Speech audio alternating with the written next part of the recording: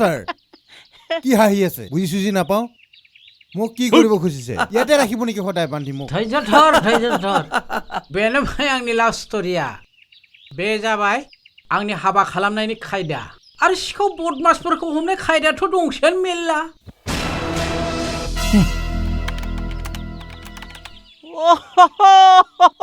नंगौ लान्था दा ठीक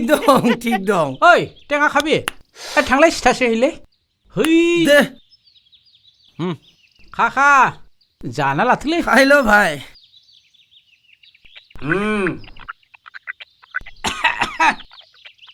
টেঙা অ' ছাৰ তিনিখন চাইকেল চুৰ কৰোঁতে 3 ৰাতি থাকিব লাগে নেকি ছাৰ এখানত এক ৰাতিকে ৰাখছো পাগলা আৰু মজাটো দিবা আছেই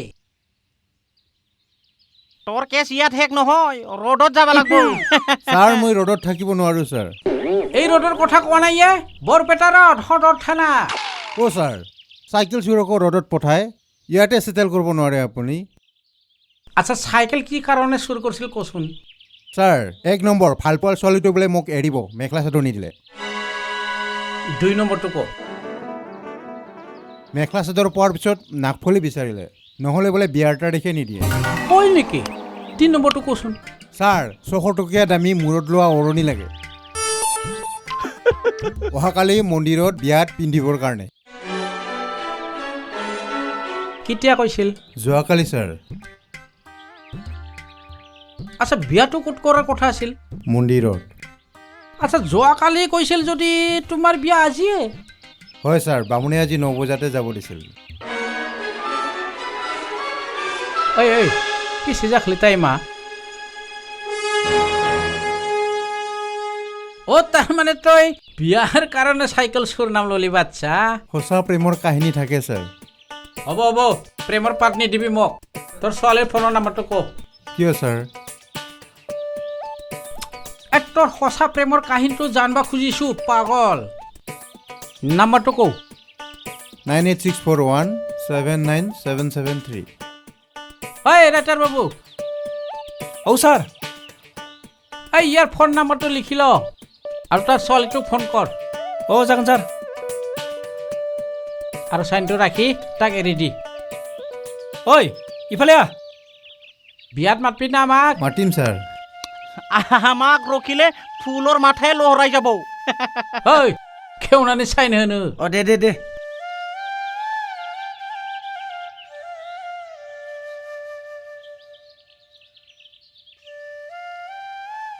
যা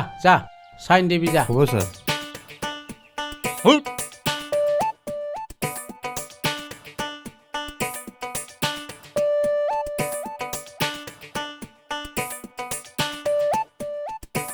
এইটো দিয়া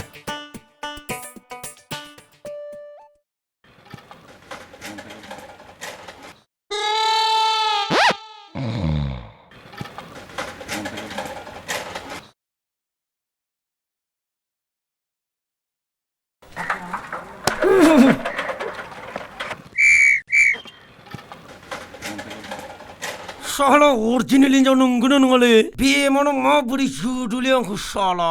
थाफ्ला जाब्ला सादलायदो साला बेमाना मोननाय मोनबा नोंखौ साला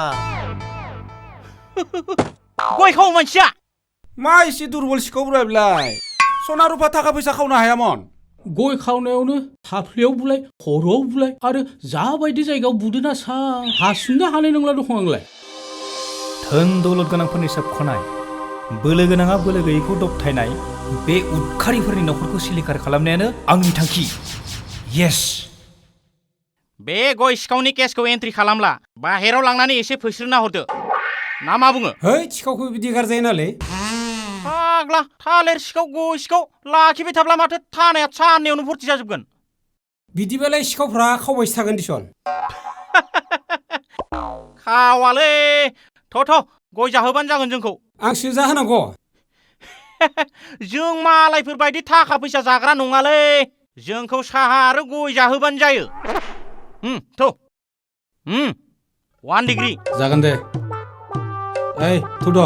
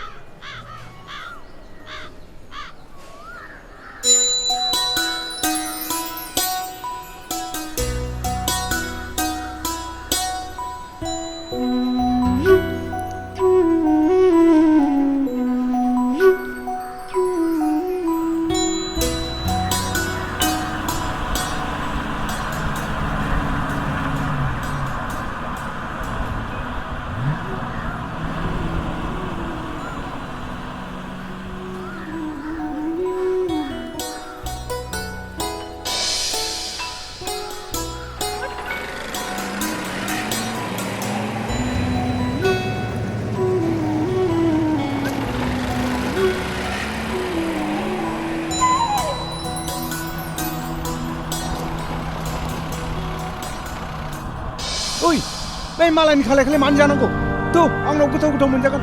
मानजादो गार गार थौ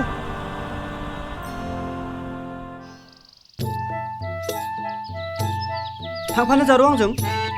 थांसाबा टाउनफोराव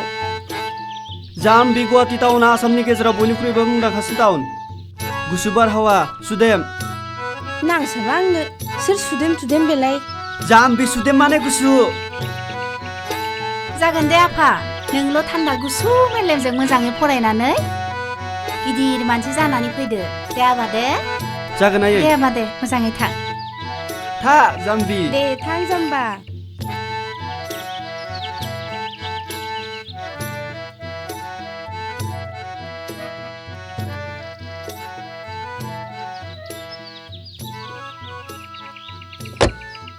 थांसै आफा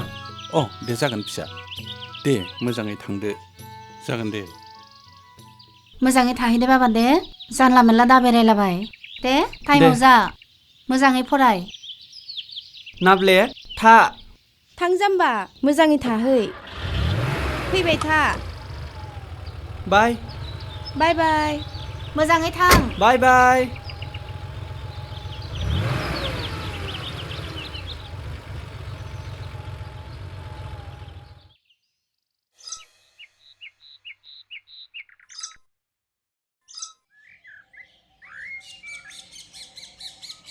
एक्सुवेलि आं नोंनि मोनसे खामानियाव इमप्रेस जादोंलै बिमा हा मायावसि हिन्जावफ्रा हाबा जानायनि उनावबो बिब्दि देलायना थानांगौ हांलाय देलायना थाखायोना लिपस्टिक फोननांगौ बेखौथ' आं फुनखायो गेजेर गेजेर बिउटि पार्लाराव हाबनांगौ हा आं बिनिनो मास्टार खा नों मिथिया नामा मावदोंसोलै होमब्लासो फिसायफ्रा गुबुन सिख्लाखौ नोजोर होनाय नङा मिन्थिबाय नै फिफा दाउ लकेल लाबोफा नोंनो जाहोआ सोरनो जाहोनोब्रा फाग्लि लान्थायानोसो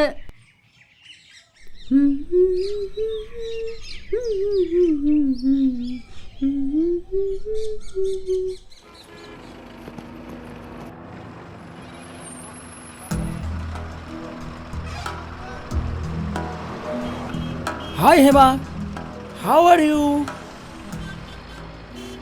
मा थोआलै ए बादो थौ फै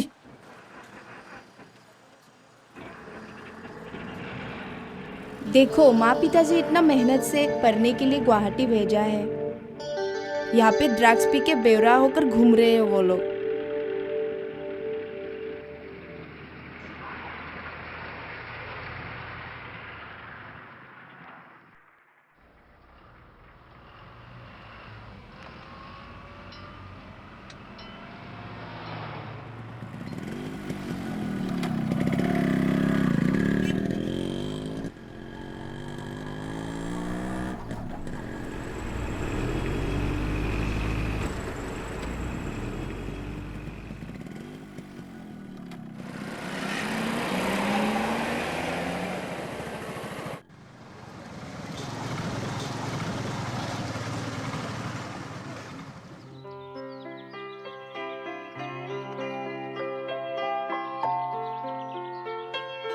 ओइ नाहरसै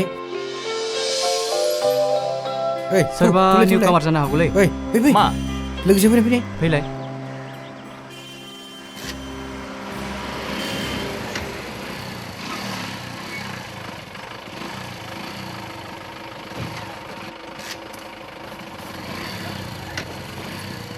Hello friend,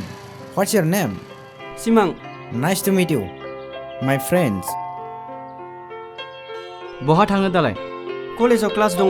थुदो जोंजों दान्दिसे रंजाहैनोसै नाङा दे आं थांथ'लायला थौब्रा दसेल' एन्जय खालामनांगौ